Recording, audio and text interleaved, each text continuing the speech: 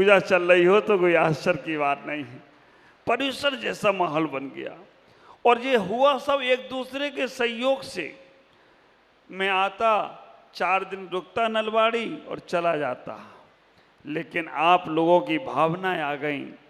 पंडित जी का एक आपको निर्देशन मिल गया। अजित भाई ने आकर दीन अट्टा में मुझे संभाल लिया और कहा महाराज करना ही करना है, करना ही करना है।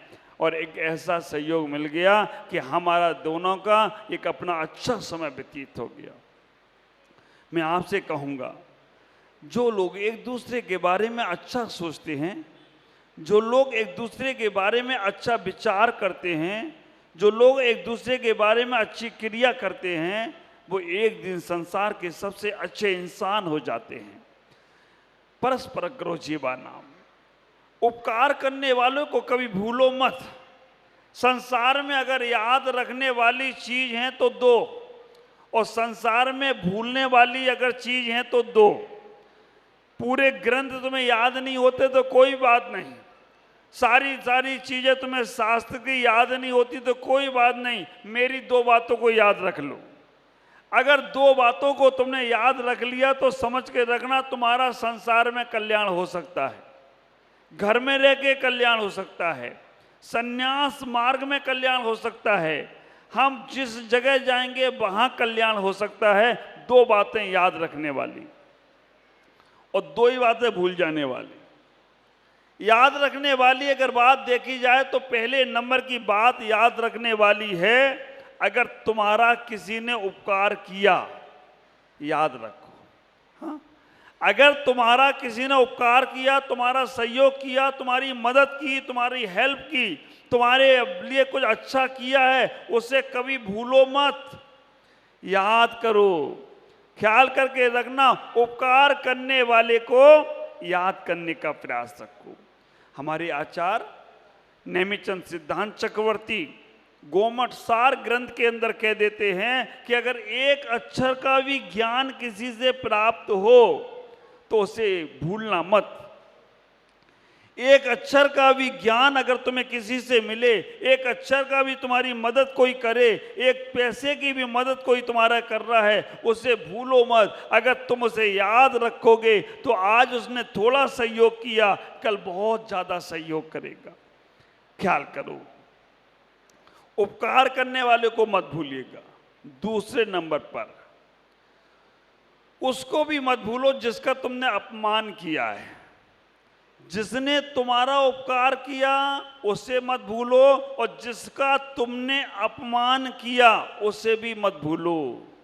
क्यों? क्योंकि कहते हैं शत्रु, अग्नि और बीमारी छोटी सी होती है लेकिन एक दिन बहुत बड़ा रूप ले लेती है। शत्रु छोटा सा भी होगा तो एक दिन बड़ा रूप ले सकता है, बीमारी छोटी सी भी होगी तो एक दिन बड़ा रूप ले सकती है। और मित्र और शत्रु, बीमारी और अग्नि छोटी सी चिंगारी होती है, एक दिन बड़ा रूप। तो जीवन में 100 दोस्त ना बने तो चलेगा, लेकिन एक शत्रु नहीं होना चाहिए। कहीं कहीं तो ये कहना पड़ता है कि जीवन में एक शत्रु जरूर होना चाहिए। कहीं कहीं कहना पड़ता है मित्र हमें फिसला सकता है, विचार करना, मित्र हमें गुमफित कर सकता है, लेकिन शत्रु हमें हमेशा सावधान रखता है। मित्र के साथ तुम्हारी जितनी ऊंचाइयां नहीं, राम को ऊंचाइयां लक्ष्मण से नहीं मिली, किससे मिली? तो एक आध रावण रखो तैयार, विचार करके रखना। एक हाथ कंस रखो, कृष्ण को कौन जानता था जब तक ताड़का को नहीं मारा। लेकिन ख्याल करना, सावधान रहना। एक भी शत्रु अगर तुम्हारे जीवन में है उससे सावधान तुम उसी से रहते हो, मित्रों से सावधान नहीं रहते हो। मित्र तो तुम्हारी हर गलती को माफ कर देगा, लेकिन शत्रु तुम्हें हमेशा सावधान रखता है। निंदक न्यारे राखिए, आंगन कुटी छवाएं, और बिन पानी बिन साबुन कपड़ा साफ हो जाए। ख्याल करके रखना, ऐसा एक व्यक्ति तुम्हारे जीवन में हो जो तुम्हारी कमियों को बताता रहे और तुम्हारी सफाई मतलब अच्छे से तुम्हारे कर्मों को निकालता रहे। लेकिन हम उससे सबसे बड़ा शत्रु समझते हैं। जिसने हमारे बारे में कुछ गलत कह दिया उसे हम शत्रु समझते, होता भी यही है। मैं आपसे कहना चाहता हूं कि अपने दो लोगों को संसार में याद रखने का प्रयास करो। पहले नंबर पर जिसने उपकार किया उसे, और दूसरे नंबर पर जिसका तुमने अपमान किया है उसे भी याद रखो। दो ही बातें संसार में भूलने वाली हैं। कौन कौन सी? पहली बात भूलने वाली अगर है, तुमने किसी का उपकार किया भूल जाओ।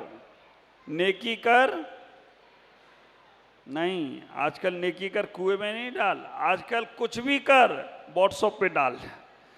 आप विचार करके रखना, आजकल नेकी कर कुएं में नहीं डाल, आजकल तो कुछ भी कर व्हाट्सएप पे डाल। अभी तुम यहाँ डांस कर रहे हो, भक्ति कर रहे हो, पूजा कर रहे हो, पूरी दुनिया में व्हाट्सएप चालू हो गए। यहाँ श्रीफल चढ़ा चातुर्मास का, हम तो हाँ नहीं बोल पाए, उसके पहले व्हाट्सएप में बधाइयाँ ये वो सब चालू हो गया। गुवाहाटी समाज को बधाइयाँ मिलने लग गई और यहाँ नलवाड़ी समाज को बधाइयाँ मिलने लग गई कि ये ऐसा स्थान बना जहाँ पर आचार्य भगवान गुरुदेव पुष्पदंत की आज्ञा से प्रमुख सागर ने चातुर्मास की घोषणा कर दी और ऐसा स्थान ये बन गया। तो ऐसा होता, ये बधाइयाँ चालू हो जाती हैं। तो आप विचार करना, दो चीजें, अगर तुमने किसी का उपकार किया भूल जाओ। अगर तुम किसी के उपकार को भूलते नहीं हो ना, तो ख्याल करके रखना तुम्हारा अहंकार बढ़ता रहता है। यही मैंने ऐसा तेरे साथ किया, तू मेरे नमस्कार नहीं करता है। ख्याल करो, सब अपने अपने भाग का खाते हैं, सब अपने अपनी किस्मत का लेकर आते हैं। मैना सुंदरी ने इतना ही तो कह दिया था अपने पिता प्रजापाल से, जब प्रजापाल ने कहा मैं चाहूं तो दर दर की भिखारिन बना सकता हूं, मैं चाहूं तो दर दर का तुम्हें भिखारिन बना सकता हूं, नौकरानी बना सकता हूं। मैना सुंदरी ने अपने पिता से कह दिया, पिताश्री अगर मेरे भाग में लिखा होगा ना तो मैं रानी बन जाऊंगी, और मेरे भाग में लिखा होगा नौकरानी बनना तो मैं नौकरानी, तुम मेरा कुछ भी नहीं कर सकते।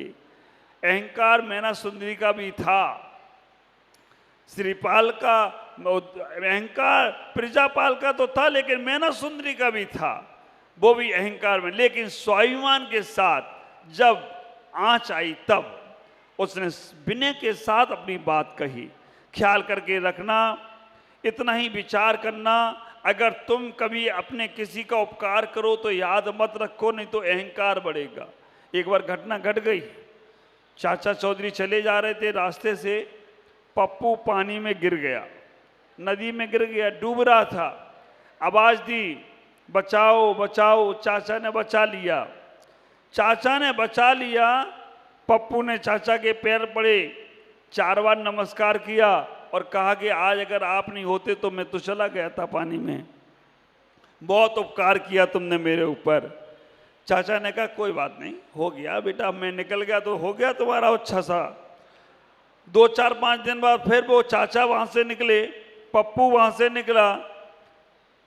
जैसी चाचा ने पप्पू को देखा, पप्पू ने चाचा को देखा, तो पप्पू ने कहा चाचा आप नहीं होते तो मैं डूब जाता। चाचा ने कहा कोई बात नहीं। 15 दिन बाद अब पप्पू निकला, चाचा फिर निकले, तो चाचा ने पप्पू को देखा, पप्पू ने कुछ नहीं बोला। चाचा बोले क्यों रे, भूल गया, मैं नहीं होता तो डूब जा। अरे हाँ चाचा, आप नहीं होते तो मैं डूब जाता, वास्तव में आपका उपकार बहुत है। 3 महीने बाद पप्पू अपने मित्रों के साथ जा रहा था, चाचा को जैसे ही देखा तो उसको तो लगा अभी फिर बोलना पड़ेगा। चाचा को जैसे ही देखा उसने कहा चाचा, चाचा ने बोला कि पप्पू मैं नहीं होता तो डूब जाता। हाँ चाचा, नहीं होते तो डूब जाते। चाचा को देखकर पप्पू रास्ता बदलने लगा, जब देखो तब यही, मैं नहीं होता तो डूब जाता, मैं नहीं होता तो डूब जाता।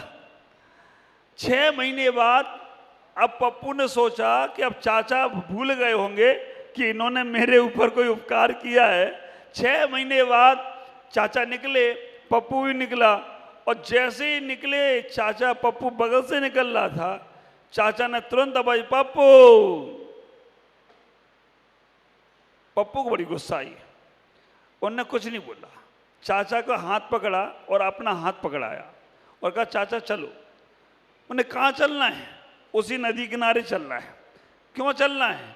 मुझे एक बार डुबा दो नदी में। ये रोज रोज तुम डुबाते हो मेरे को, मुझे एक बार नदी में डाल दो तो रोज रोज तो नहीं बोलना पड़ेगा कि मैं नहीं होता तो तुम डूब जाते।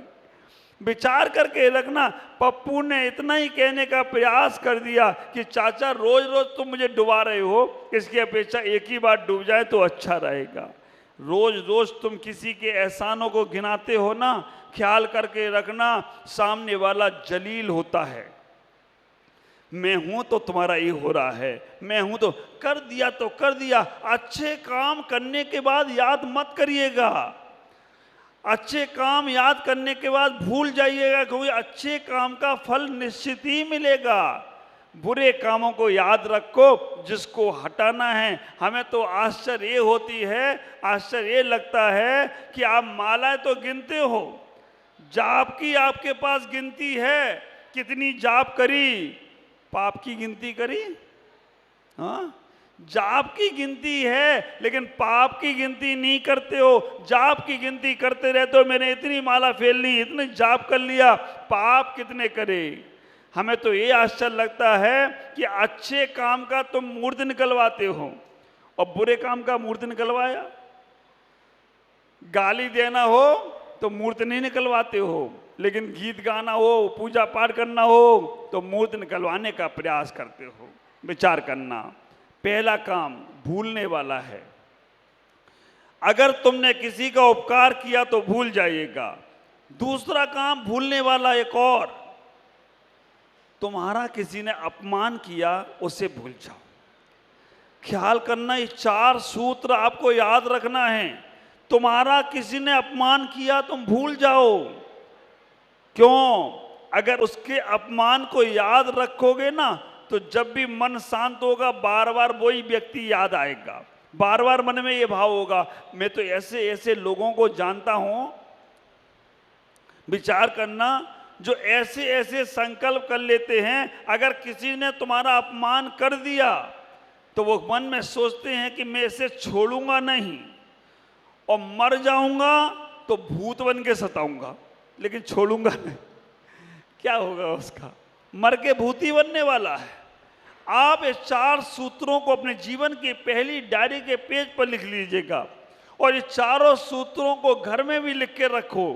ख्याल करके रखना, मैं अपने प्रवचनों में वो सूत्र नहीं देना चाहता हूं जो ऊपर से निकल जाए, मैं वो सूत्र देना चाहता हूं जो जीवन में उतर जाएं। जीवन में उतर गए तो तुम्हारा कल्याण निश्चित होगा, और ऊपर से चले गए तो हाँ, ये तो कह दोगे महाराज बहुत बड़े विद्वान हैं, बहुत बड़ी बड़ी बातें कर रहे हैं, बहुत बड़ा, लेकिन हमारे पल्ले क्या पड़ा?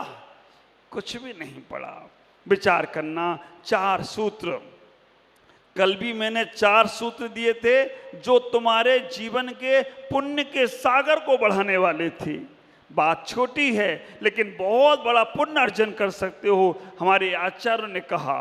और आज के 4 सूत्र, किसी का उपकार करो भूल जाओ, नहीं तो अहंकारी बने रहोगे, मैंने उपकार किया। किसी ने तुम्हारा अपमान किया भूल जाओ, नहीं तो बार बार बार बार उसी का चिंतन होगा, उसी का चिंतन होगा, मन खराब बना रहेगा। इतना ही विचार करना, हमने कभी इसका अपमान किया होगा इसीलिए तो आज मेरा ये अपमान हुआ है। इतना ही विचार करके रखना।